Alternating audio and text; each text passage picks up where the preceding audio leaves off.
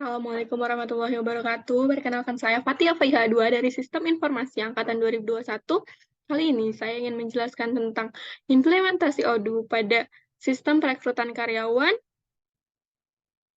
penerimaan karyawan baru, pembagian kontrak kerja, pembagian gaji pada tiap masing-masing jabatan, kemudian pembuatan cuti, selanjutnya pembagian cuti pada masing-masing jabatan, dan yang terakhir, karyawan akan mengajukan cuti, kemudian akan dikonfirmasi pada tiap masing-masing manajer.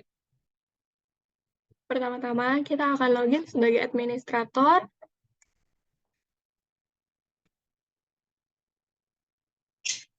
Sebelum melakukan perekrutan karyawan, kita akan membuat perusahaan baru dengan klik setting, kemudian company, dan klik create untuk membuat company baru, dan memasukkan nama company yang ingin kita buat. Di sini saya memakai nama saya sendiri, yaitu PT Fatia. Fatia kan alamat, kemudian currency-nya diubah menjadi rupiah, dan klik save. Klik save. Setelah klik save, PT yang sudah kita buat dapat muncul di kolom ini. Selanjutnya, kita akan melakukan perekrutan karyawan dengan klik requirement. Kita akan membuat 2 departemen baru yang akan melakukan perekrutan dengan klik create. Departemen name yaitu Departemen HRD, kemudian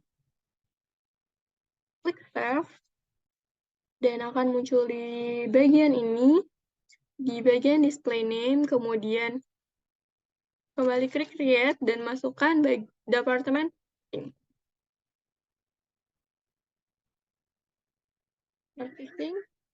Dan jangan lupa untuk klik save, dan akan muncul pada tabel ini. Selanjutnya, kita akan masukkan 4 job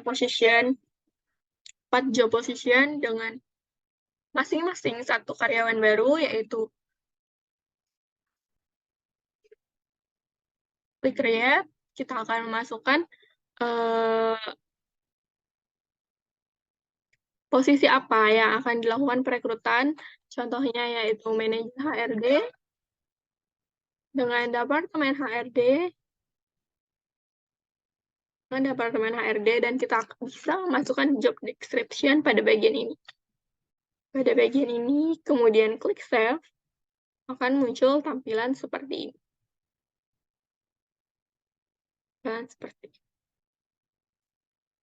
Dan kegiatan tersebut dapat dilakukan ulang dengan posisi staf HRD, manager purchasing, dan staff purchasing. Selanjutnya, kita akan melakukan perekrutan dengan klik job position yang paling atas, kemudian job position yang sudah kita buat akan muncul pada bagian ini, yaitu manager HRD, staff HRD, manager purchasing, dan staff purchasing. Pertama-tama, kita akan melakukan perekrutan pada bagian manajer HRD dengan klik application, klik create, subject application name, yaitu posisi apa yang akan dilakukan perekrutan, contohnya manajer HRD job, application name, yaitu nama calon karyawan yang sedang melakukan interview, yaitu Putri Dayana apply job sebagai manajer HRD, kemudian departemen HRD dengan proposal salary sebesar 7 juta rupiah.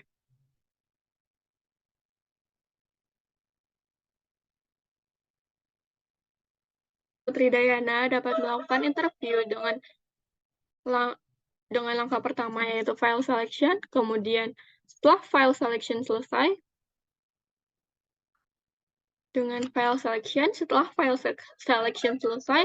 Putri Dayana dapat melakukan first interview Dan setelah first interview cocok, Putri Dayana akan melakukan expertise test, selanjutnya komputer test, negosiasi gaji, kemudian tanda tangan kontrak. Setelah melakukan tanda tangan kontrak, kita dapat klik nama Putri Dayana pada bagian tanda tangan kontrak. Selanjutnya akan muncul tampilan seperti ini. Pada bagian ini, Putri Dayana belum resmi menjadi karyawan perusahaan, dan setelah semuanya selesai, HRD perusahaan dapat klik Create Employee untuk memasukkan Putri Dayana sebagai karyawan perusahaan baru. Karyawan baru perusahaan, dan selanjutnya muncul tampilan seperti ini.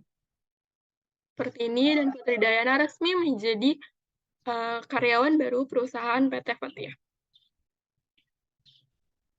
Selanjutnya, bagian tersebut dapat diulang pada staf HRD, manajer purchasing, dan staf purchasing. Setelah selesai melakukan perekrutan dan masing-masing posisi sudah mendapatkan karyawan baru, kita dapat melakukan add user pada karyawan baru tersebut dengan klik setting dan klik user. Kita dapat klik create. Kita akan memasukkan Putri Dayana dengan email putridayana@gmail.com dengan jabatan sebagai manajer. Dan klik save. Putri Dayana akan tampil di tabel karyawan-karyawan pada PT Fathia. Selanjutnya ada Rika Febriana sebagai staf HRD. Ada Budi Gunawan sebagai manajer purchasing. Selanjutnya Janet Jackson sebagai staf purchasing. Setelah melakukan add user pada karyawan baru, perusahaan dapat melakukan negosiasi gaji, dapat membuat rincian gaji pada masing-masing karyawan baru sesuai dengan jabatan yang mereka duduki dengan menggunakan modul payroll, salary rules, dan kita akan memasukkan masing-masing gaji yang akan dibagikan kepada masing-masing karyawan sesuai dengan jabatan yang mereka duduki. Contohnya ada gaji pokok manajer.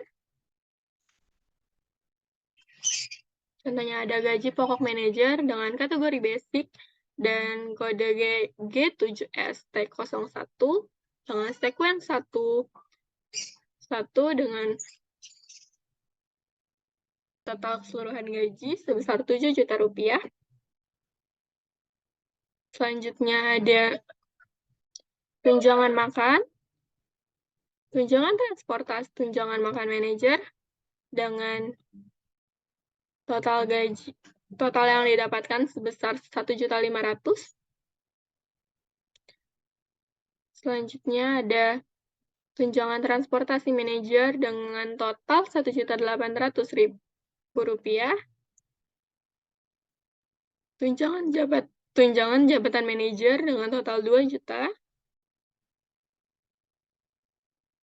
Potongan BPJS Kesehatan kelas 1 dengan potongan sebesar Rp500.000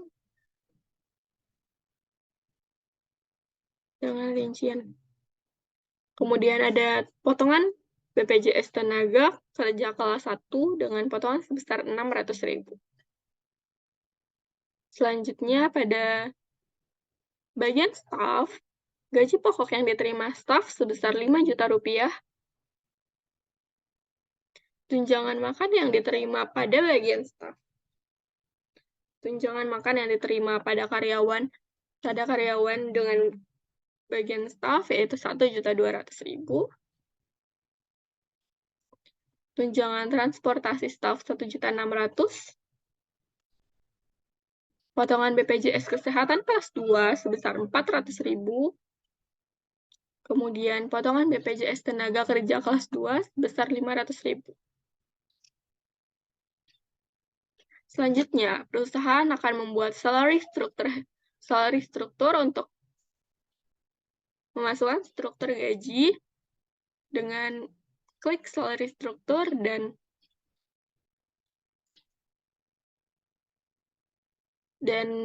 salary struktur dibagi menjadi masing-masing tiap karyawan dengan gaji manajer HRD. HRD dibagi gaji pokok manajer, tunjangan makan manajer, tunjangan transportasi manajer, tunjangan jabatan manajer, potongan BPJS Kesehatan kelas 1, potongan BPJS Tenaga Kerja kelas 1. Kelas 1, selanjutnya ada gaji staf HRD dengan gaji pokok staf, tunjangan makan staf, tunjangan transportasi staf, potongan BPJS kelas 2, potongan BPJS Tenaga Kerja kelas 2. Selanjutnya ada gaji manajer purchasing dengan gaji pokok manajer, tunjangan makan manajer, tunjangan transportasi manajer, tunjangan jabatan manajer, potongan BPJS kelas 1, potongan BPJS Tenaga Kerja kelas 1. Dan yang terakhir ada gaji staff purchasing dengan bagian gaji pokok staff, tunjangan makan staff, tunjangan transportasi staff, potongan BPJS kelas 2, potongan BPJS Tenaga Kerja kelas 2. Setelah melakukan pembagian gaji pada masing-masing karyawan baru, perusahaan dapat melakukan kontrak pada masing-masing karyawan dengan modul employee dan bagian kontrak. Kontrak-kontrak tersebut dibagi menjadi 2 bagian, yaitu kontrak masa kerja pada Putri Dayana selaku manajer HRD. Manajer HRD selama 3 bulan dimulai pada bulan 10 tanggal 1 2021, diakhiri pada bulan Desember tanggal 31 2021. Kemudian ada masa training kerja pada Putri Dayana dengan durasi selama 2 bulan, yaitu dimulai pada bulan 10 tanggal 1 2021 dan diakhiri pada bulan 11 tanggal 30 2021. Kontrak masa tersebut juga diberikan pada bagian-bagian lain, yaitu Rika Febriana selaku staf HRD, Budi Gunawan selaku manajer purchasing, dan Janet Jackson selaku staf purchasing. Setelah melakukan kontrak, perusahaan dapat memberikan cuti pada masing-masing perusahaan dengan menggunakan modul leave dan klik konfigurasi untuk menambahkan cuti yang ingin diberikan pada masing-masing karyawan. Di sini kita akan menambahkan cuti menikah. Di sini kita akan menambahkan cuti nikah. Klik save. Dan akan muncul cuti menikah di sini. Selanjutnya kita akan membagi cuti menikah tersebut pada masing-masing karyawan dengan bagian 4 hari. Pada Putri Dayana, cuti menikah didapatkan selama 4 hari. Pada Rika Febriana, cuti menikah didapatkan sebanyak 4 kali. Budi Gunawan, cuti menikah didapatkan sebanyak 4 kali.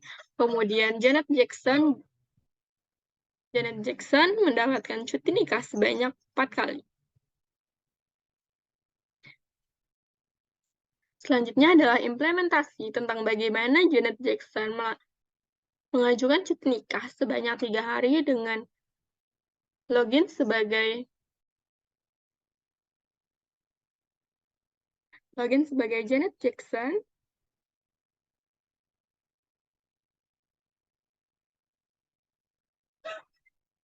Kemudian klik leave. Janet Jackson mendapatkan leave request pada tanggal 18, 19, 20. Kemudian klik. Janet Jackson mengajukan cuti sebanyak 3 hari dan akan dikonfirmasi oleh manajernya, yaitu Budi Gunawan. Kita logout sebagai Janet Jackson, kemudian login sebagai Budi Gunawan,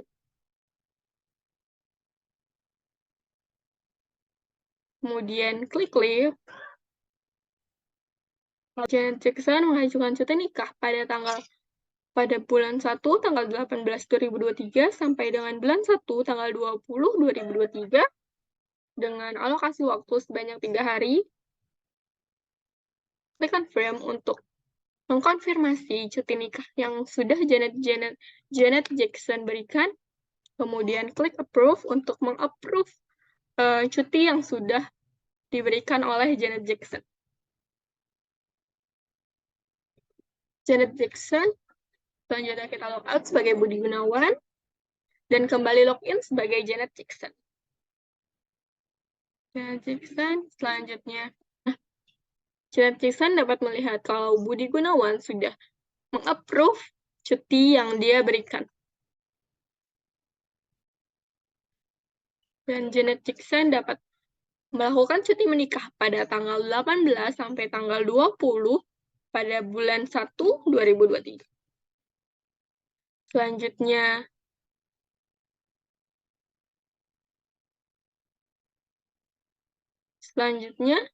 Rika Febriana juga akan melakukan cuti nikah sebanyak 3 hari dengan login sebagai Rika Febriana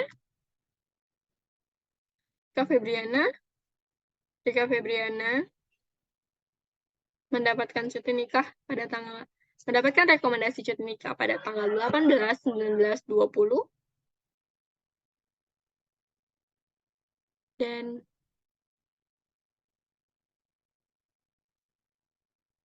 Rika Febriana akan mendapatkan approve pada manajernya, yaitu Putri Dayana selaku manajer HRD. Putri Dayana sudah melakukan approve pada Rika Febriana dengan alokasi cuti nikah sebanyak 3 hari untuk melihat apakah sudah di-approve atau belum. Kita akan log out sebagai Putri Dayana dan login sebagai Rika Febriana.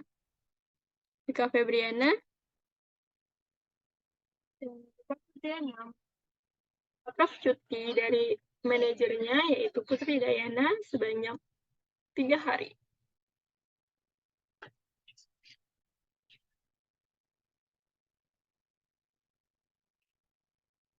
Kemudian, karyawan-karyawan tersebut dapat resmi menjadi karyawan tetap pada PT Fathia setelah menyelesaikan kontrak kerja yang sebelumnya sudah dibuat. Dan itu saja yang ingin saya jelaskan. Selebihnya mohon maaf. Wassalamualaikum warahmatullahi wabarakatuh.